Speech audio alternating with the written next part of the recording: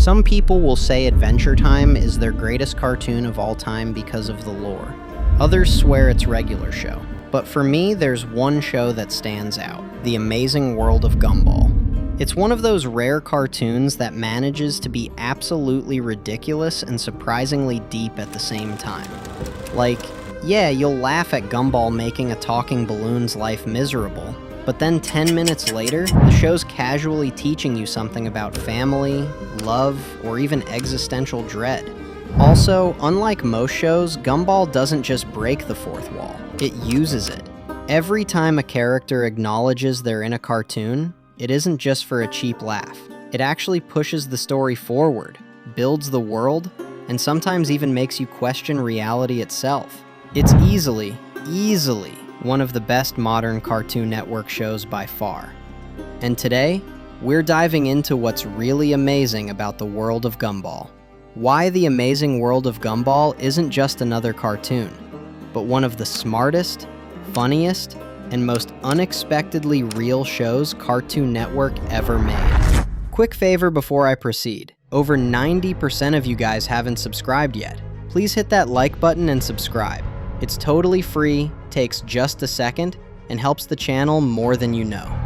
Already subscribed? You're the best. Thank you. Now, let's start with some context. Gumball? Oh my gosh, Richard! Get the hunting net! He got out again! I'm here! This is Gumball Watterson, a blue cat with way too much energy. He lives in the town of Elmore, a place that feels like every kid's imagination after overdosing on sugar. Gumball goes to Elmore Junior High, which, if you've seen even one episode, is basically ground zero for trouble. He's got a family that's just as wild as he is. Nicole, his insanely powerful and caring mom who could probably take down a tank if she got angry enough. Richard, a giant pink bunny who's perfected the art of being lazy. Anais, the 4-year-old genius who's somehow the smartest person in the house. And of course, Darwin, Gumball's pet goldfish turned brother and best friend, who one day just grew lungs and legs and decided to stick with the Watterson family. Don't question it, it's Elmore. The show's story might look random at first, but that's what makes it so brilliant. It's a perfect balance of pure nonsense and genuine heart.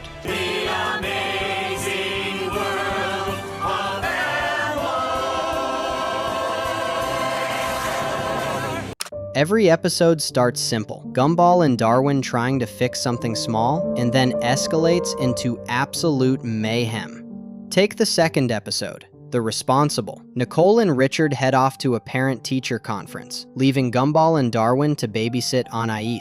Predictably, things go downhill fast.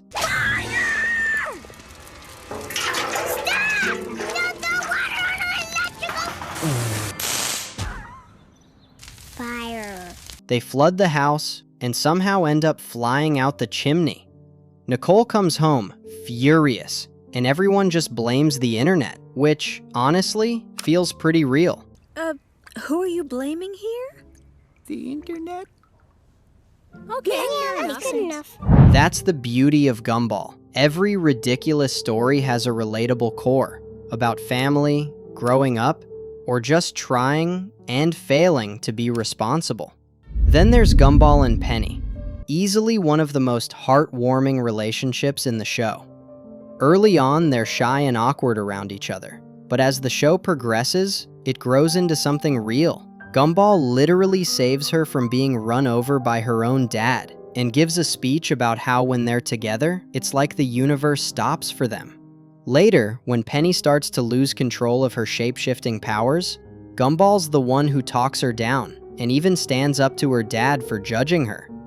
It's surprisingly emotional stuff for a cartoon where you see things like this.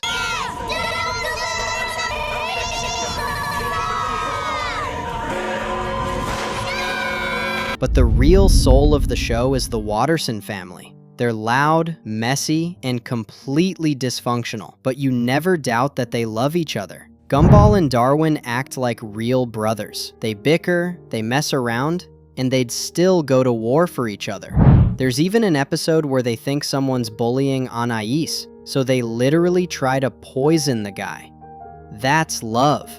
Episodes like the painting, the treasure, and the origins go even deeper, showing that Nicole and Richard aren't just cartoon parents, they're people. Both went through rough childhoods, and the show never hides it. Nicole pushes herself too hard because she never got love growing up, and Richard learned to avoid responsibility because his mom smothered him. It's all played for laughs, but it's rooted in something real. It's in the midst of all this commotion we see what this show actually teaches us about life.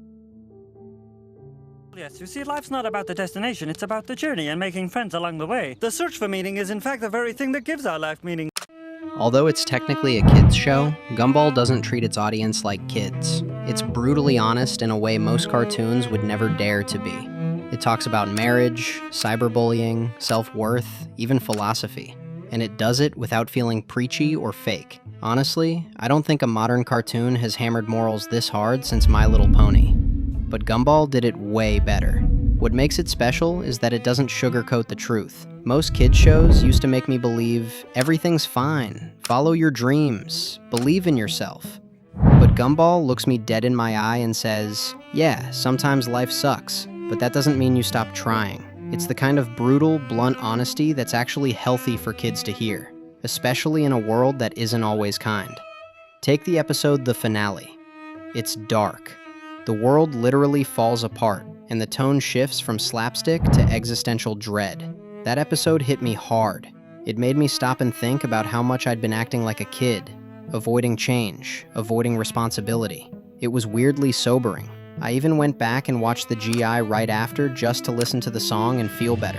Every time I look in the mirror, all I see is the inner warrior staring back at me. That's the magic of Gumball.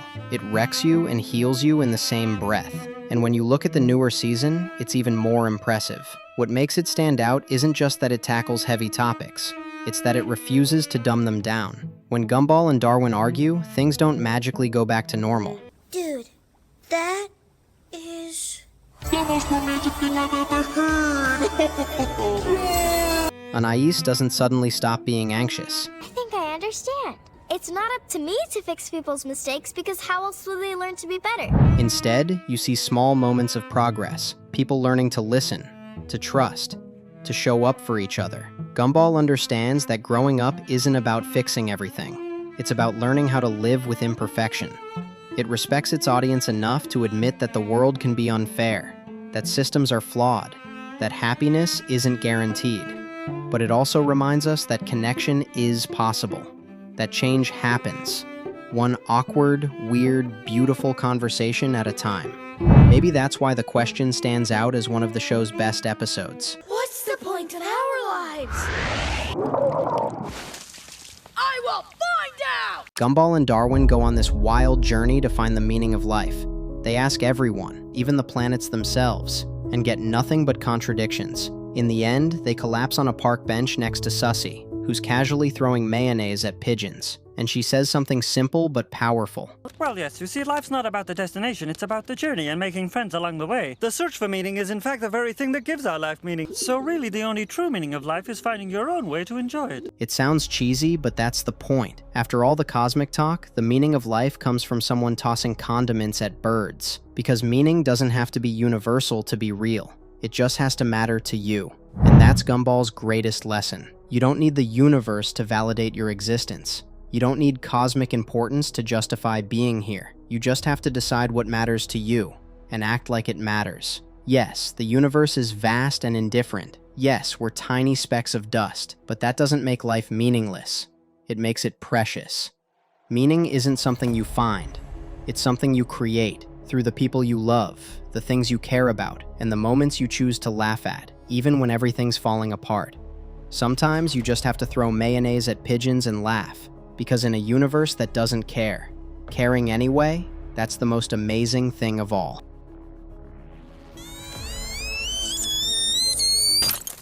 Oh no! I broke the camera! I don't think it was the camera. If The Amazing World of Gumball was just a cartoon about a blue cat and his goldfish brother getting into trouble, it'd still be good, but it wouldn't be Gumball. Another thing that makes this show truly amazing is how aware it is of itself, and of us.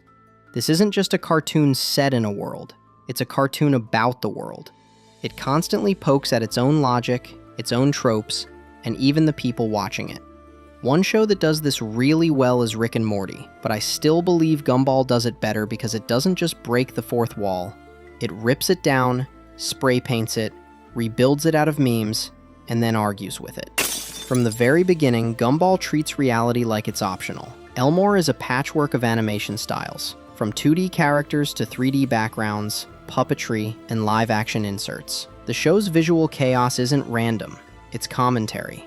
Every design choice reflects how different people, ideas, and emotions collide in the modern world.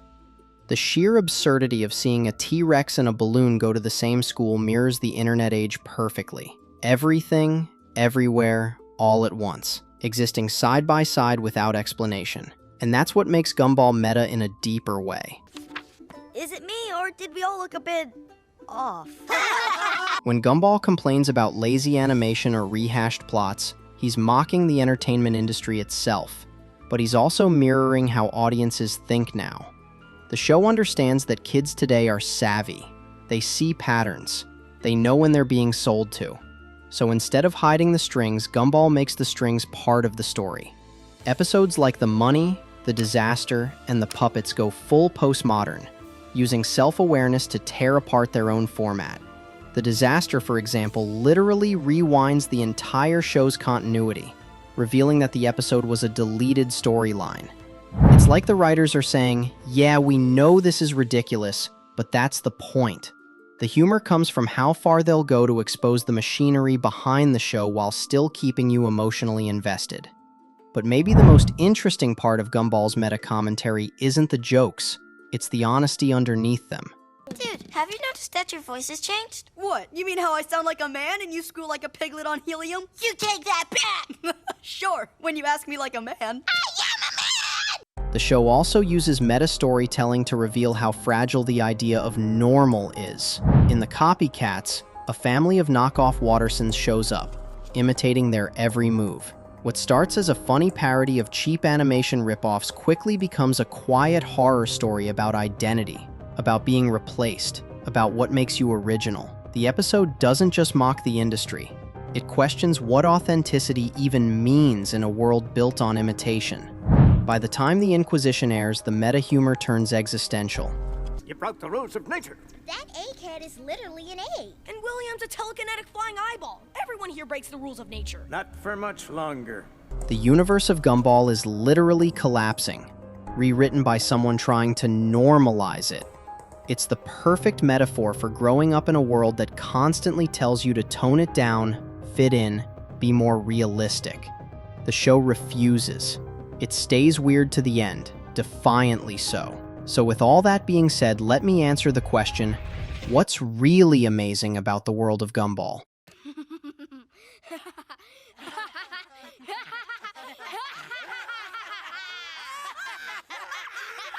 guys still don't get it, do you? No.